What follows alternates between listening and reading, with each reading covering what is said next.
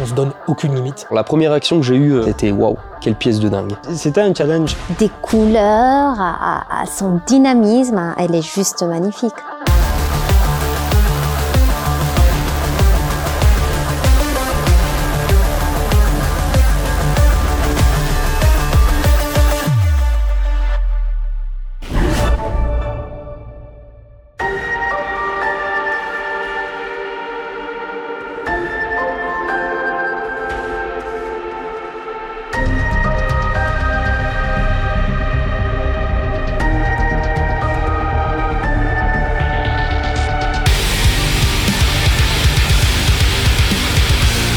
Je me rappelle quand on a fait Batman, on a voulu surprendre les gens. On était l'outsider pour une fois. On a joué sur la dynamique, qui est notre point quelque part le plus fort, le point clé. Dans Joker, je pense qu'on a été plus loin, on a amené encore un côté diorama plus fort. Et là, on s'est dit, quel personnage peut faire que on peut s'exprimer convenablement autour d'une pièce qui est encore plus large. Et du coup, on s'est dit, pourquoi pas Harley ? L'ambition de ce projet, au moment où on l'a démarré, c'était pour mettre en avant le monde chaotique de Harley ainsi que sa personnalité. Et afin de pouvoir réaliser ça, on est parti sur l'exagération en ajoutant énormément d'éléments qui sont tous liés les uns avec les autres pour pouvoir refléter un maximum les différents traits d'identité du personnage. Cette fois-ci avec le label Ultra, donc Ultra ça veut dire plus aucune limite. Et c'est forcément les statues que je préfère parce qu'elles sont pleines d'ambition.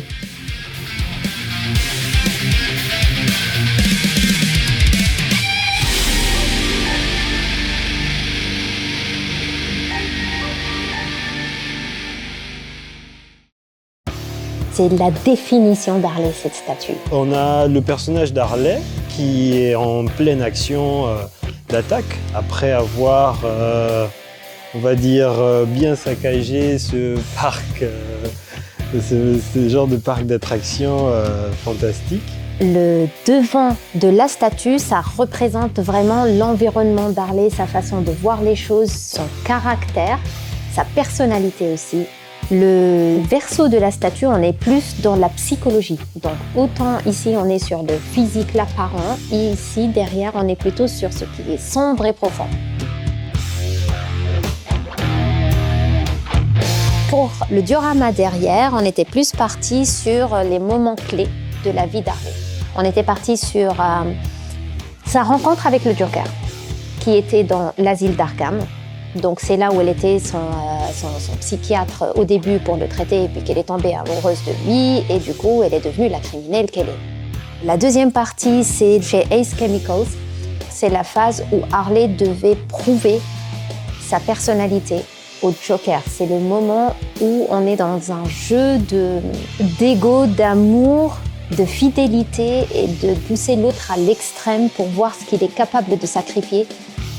Et la troisième partie, c'est le classique Mad Love de 1992, la fameuse chambre rouge. Et c'est à partir de là déjà qu'on voit la relation, passionnante mais toxique entre le Joker et Harley. Donc c'est aussi un moment très très fort dans sa vie. Sur ces statues, on a par exemple la machine de force qui permet d'illustrer la puissance physique. Et c'est quelque chose qui était vraiment cool à représenter pour montrer à quel point Harley c'est une femme forte et fun parce qu'elle a détruit la machine. On peut voir la barbe à papa qui tourne, on peut voir les petites canettes à l'intérieur avec les petits logos des différents types de goûts. On peut voir les ballons qui sont colorés en fonction de la nuit qui tape sur le côté. Donc on a fait pas mal de recherches et pour obtenir cette folie-là qu'on retrouve sur cette pièce avec la Joker Funhouse, on a la fête foraine, on a tout ce qui est en mouvement autour d'Harley. Le côté du Grand 8, là, on voulait faire en sorte que on remarque bien la destruction autour de Harley à cause de sa nature explosive. On a l'agent de sécurité qui est en pleine souffrance sur son fauteuil et on espère que tous ces clins d'œil feront plaisir à pas mal de monde.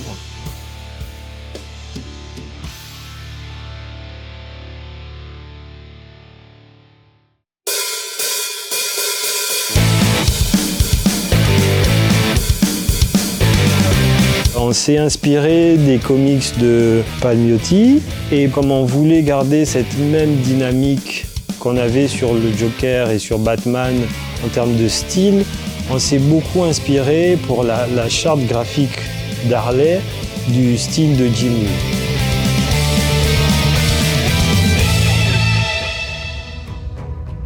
Au tout départ de la conception, il fallait déjà, de un, représenter un autre lieu pour suivre la thématique lancée avec les précédentes statues DC. L'un des premiers sketchs représentait d'abord le penthouse d'Harley Quinn.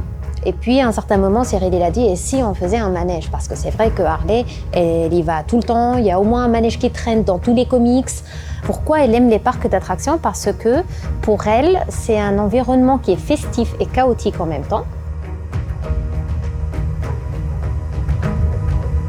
Le castor, c'est un peu le compagnon d'Harley, si on veut. C'est un personnage un peu étrange dans les comics. C'est toute cette parenthèse qui est entre les deux qui était intéressante à représenter aussi comme clin d'œil pour les fans. Barney, malgré tout, il joue un rôle important et à chaque fois qu'elle essaye de partir quelque part, elle prend Barney avec. Où va Harley? Barney y est.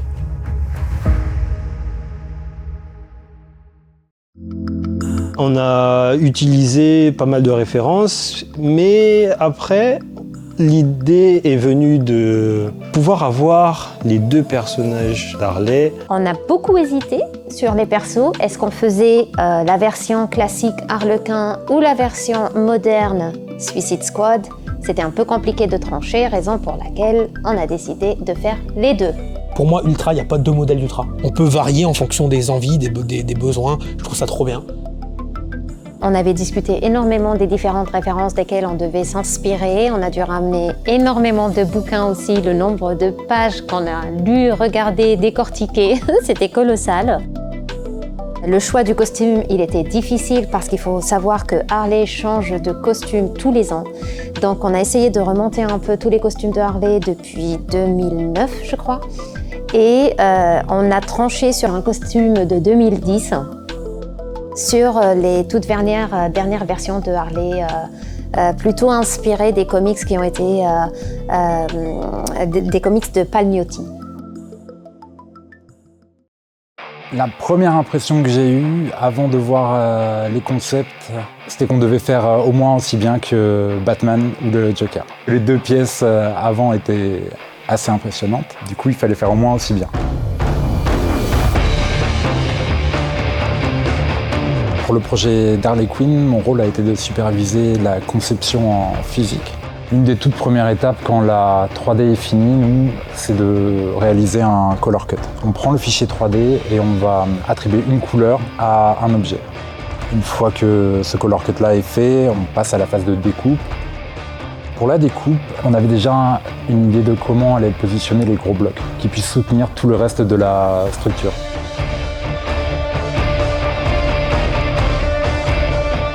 Pour ce projet-là, mon rôle, ça a été de superviser toutes les grosses parties de la statue. En prépa, on a divisé le travail en deux équipes. Une équipe pour les petites pièces, une deuxième équipe pour les plus grosses pièces. La pièce finale est composée de 375 éléments. C'est un record, je crois que ça a monopolisé toutes nos imprimantes pendant 4 ou 5 semaines, si je ne me trompe pas.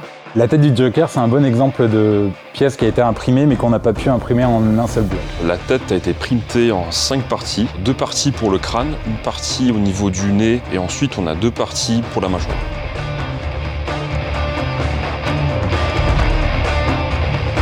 Un des gros avantages qu'on a avec l'équipe de prépa, c'est que ce sont aussi des sculpteurs. On est venu avec une patte, donc on a comblé toutes les jointures du Joker.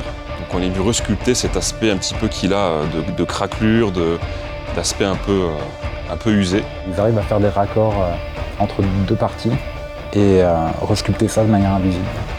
Là, pour la tête du Joker, on devait donner l'impression que c'était une sorte de fibre de verre qui avait été laissée à l'abandon, qui avait été un peu rongée, et du coup on arrivait sur l'armature en mousse. Je pense que les gars sont bien amusés à recréer ça.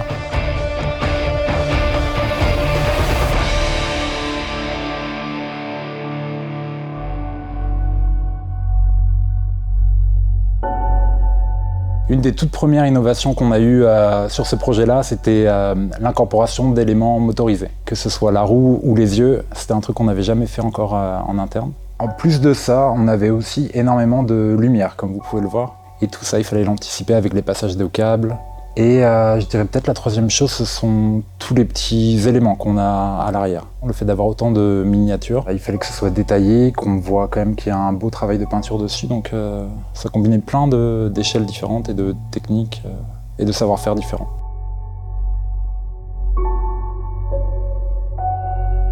Quand on commence un projet comme ça, qui est très compliqué, la première chose qu'on fait, c'est un print test. On l'a imprimé, on l'a montré en interne et je crois que dès le lendemain, en fait, on s'est quasiment tous retrouvés et on s'est dit ça serait quand même trop cool si les yeux pouvaient bouger. Une fois qu'on avait calé le mécanisme des yeux, on s'est quand même dit bon, quitte à faire bouger les yeux, ce serait bête de ne pas faire tourner la roue. On s'est donné beaucoup de liberté en fait sur ce projet-là. Pour les lumières, on a poussé l'idée à fond aussi, donc on a rajouté tout ça jusqu'à ce qu'on arrive à la fin du proto peint. Et là, du coup, on fait une valide interne avec une version différente de ce que vous avez là. Il faut savoir qu'on a enlevé beaucoup de choses. C'était très cool ce qu'on avait fait, mais c'était trop lourd à l'œil. Donc on a pris du recul, on a fait plusieurs propositions, on a enlevé, déplacé des choses et tout ça. Au final, on arrive avec la version que vous avez là. Il fallait en fait trouver le juste milieu, l'équilibre. Pour que ça soit un peu plus aéré et qu'on arrive à mieux voir le personnage sortir de tout ce décor coloré et chaotique. Par exemple, c'est vrai que sur la première version, il y avait un agent de sécurité ici. Autant c'était cool, c'était bien sculpté, c'était bien peint et tout, mais ça desservait l'action. C'est vrai que sur la première version, on avait des sacs poubelles. L'idée, c'est pas de créer des copier-coller entre on a des sacs poubelles sur Batman, on va en mettre sur Harley. On trouvait que les ballons, c'était un truc qui était super intéressant et ça ramenait de la légèreté aussi à la pièce.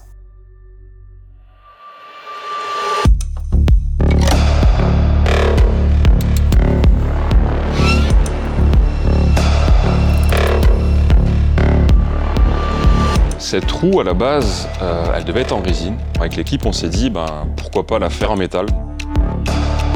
On se doutait qu'on allait avoir un problème de structure, surtout que la roue est un tout petit peu inclinée. On s'est vite rendu compte qu'avec le poids, qu'avec l'axe et tout ça, on allait avoir des déformations, que la roue allait pas tourner. Là, ce qu'on retrouve avec le métal, c'est qu'on a quelque chose de rigide. Donc on sent vraiment la lourdeur de la pièce et le côté authentique. Les gars en prépa, en fait, ont repris les codes de l'impression 3D. Et au fur et à mesure, j'ai commencé à découper mes éléments et puis mes rayons, j'ai percé mes axes.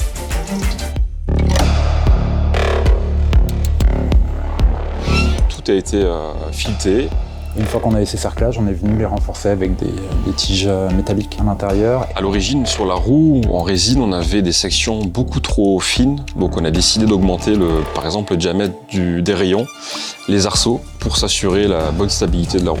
Et on a imprimé les éléments de sculpture qui viennent par-dessus. Donc c'est un mélange d'impression et d'usinage en fait, métal. Il y a beaucoup de techniques qu'on a utilisées qu'on n'utilise pas forcément quand on travaille la résine.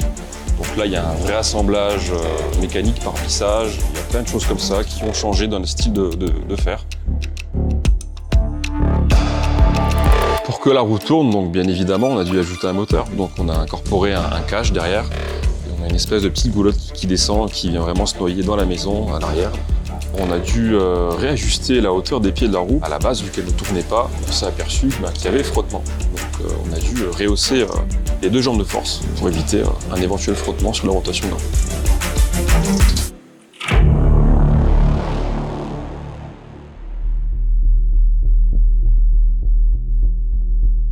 À l'origine, non, les yeux ne devaient pas tourner.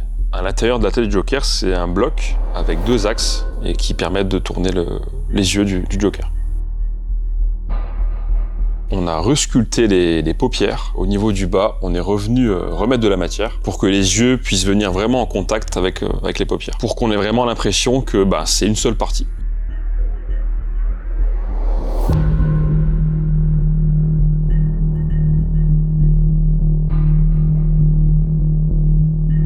C'est la première fois que je bosse sur un personnage qui ne tient uniquement sur les mains. La difficulté pour le personnage d'Harley Quinn, c'était au niveau du manche, du maillet, sachant qu'elle tient uniquement par là, donc on a dû retiger le manche et regraver des lignes de bois, donc directement dans le métal, et voilà, ça donne un super rendu.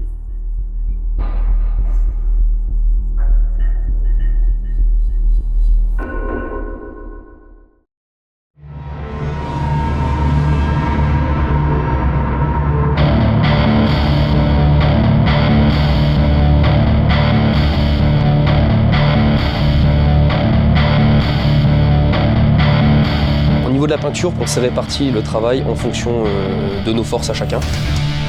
Les difficultés pour cette pièce, c'était surtout d'avoir une cohérence au niveau de l'ensemble. On a eu pas mal d'erreurs au début, on partait sur des couleurs un peu flashy, genre fête foraine, des métalliques. Pour certaines pièces de la statue, on s'y est repris à plusieurs fois. Par exemple, pour le wagon, il a été repeint 3 à 4 fois. Donc rendre l'ensemble cohérent était assez difficile. Alors pour le côté dark, on a accentué donc les ombrages. Les bleus de nuit qu'on retrouve ici, les noirs sur les côtés, les salissures aussi. C'est ce bleu bien profond qui vient assombrir le tout, quoi. Et c'est surtout au niveau des yeux, là, bien assombris et avec les yeux qui tournent.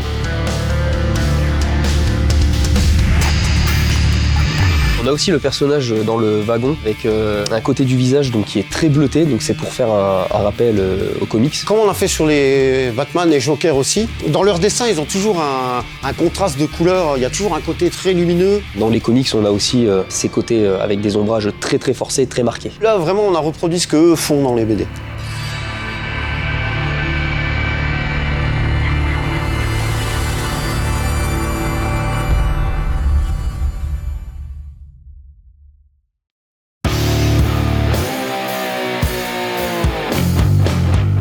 C'est hallucinant le temps qu'on peut passer sur cette pièce à regarder les détails. Vous allez voir les petits pop-corn, vous allez voir les rainures des dents. Je voulais que les dents elles soient faites en bois.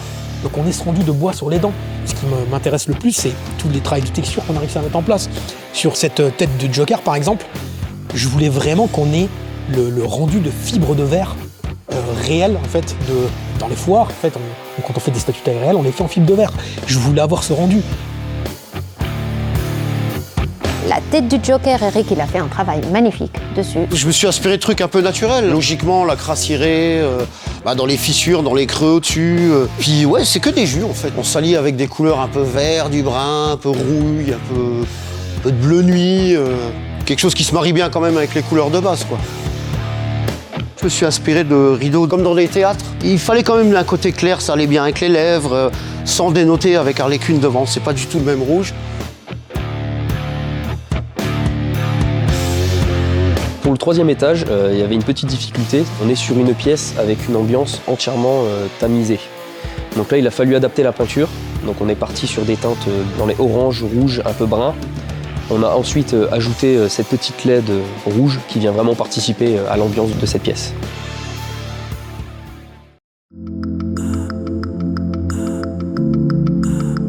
Pour la roue, l'une des difficultés en peinture a été de placer les ombrages.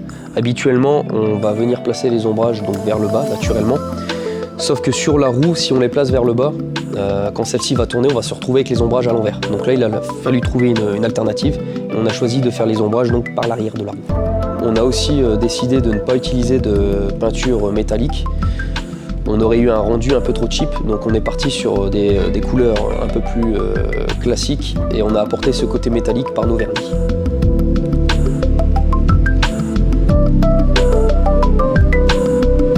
Pour la partie électro, il y avait plusieurs difficultés. L'une des difficultés a été de garder chaque pièce accessible malgré l'électricité. Donc on a par exemple le panneau ici qui était relié avec la planche en bois et au socle. On a ajusté la peinture en fonction de l'éclairage. Donc on peut voir par exemple que sur la tête du Joker, on a les reflets du panneau lumineux, mais on les retrouve aussi sur le rail juste au-dessus. Comme ça fonctionne aussi bien éteint comme allumé.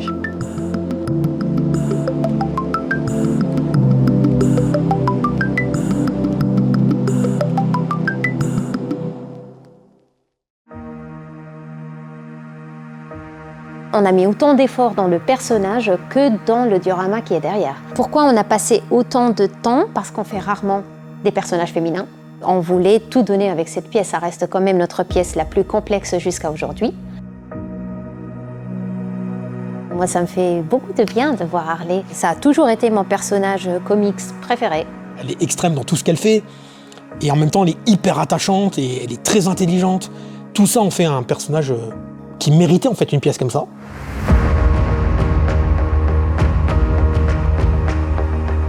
Quand on a commencé à travailler sur cette statue, on s'est rendu compte que c'était intéressant pour les fans d'avoir une cohésion de collection, d'où cette dynamique aérienne qu'on a voulu représenter aussi avec la statue d'Harley Quinn.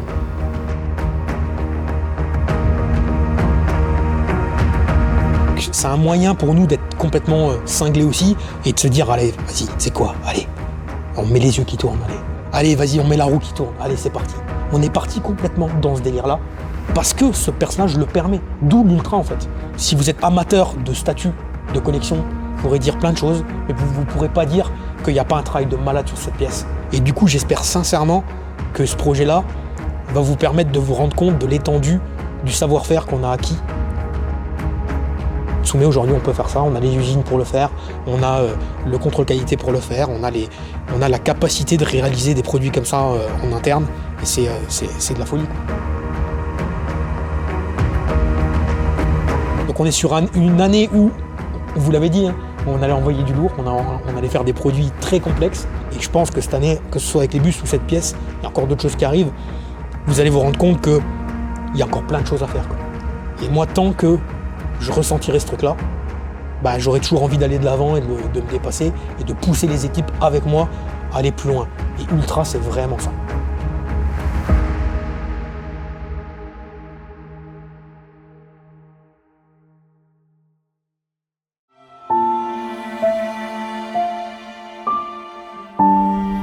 Je suis fière d'avoir participé à ce projet. Je suis surtout très content que le prototypage en fait en interne ait vraiment poussé le projet plus loin en fait. On avait déjà réussi à faire un travail de dingue sur le Joker, mais je trouve qu'avec cette pièce, On est passé sur un petit cran au-dessus encore. Avec la musique, avec tous les éléments qui tournent, les LED qui sont en mouvement, toutes ces choses-là, elles font que tu as l'impression d'être à l'entrée en fait, d'une fête foraine. On a envie d'être dans cet univers et surtout on a envie de savoir pourquoi elle a tout saccagé.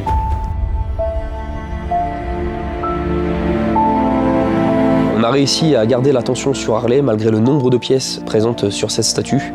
Je suis très fier en fait de la légèreté aussi en particulier qu'il y a sur cette pièce-là. Alors, la partie dont je suis le plus fier est cette pièce avec cette ambiance tamisée. On a vraiment réussi à retranscrire cette ambiance un peu dark de cette pièce. Et puis Joker, en vrai, derrière, je trouve ça génial. Ça reste quand même la roue pour moi. Voilà, c'était un sacré travail. Et je suis ravi de voir une nouvelle Ultra arriver. C'est la deuxième après Barbe Noire du coup.